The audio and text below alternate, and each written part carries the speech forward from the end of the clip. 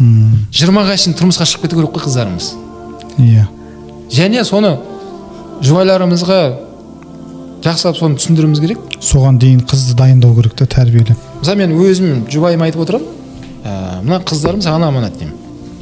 Сен қыздарыңды болашақ анаға қазірден бастап тәрбиелей болады деймін. Мен қызыма айтпаймын ғой. Былай істе, былай істе. Сенің міндетің ол деймін.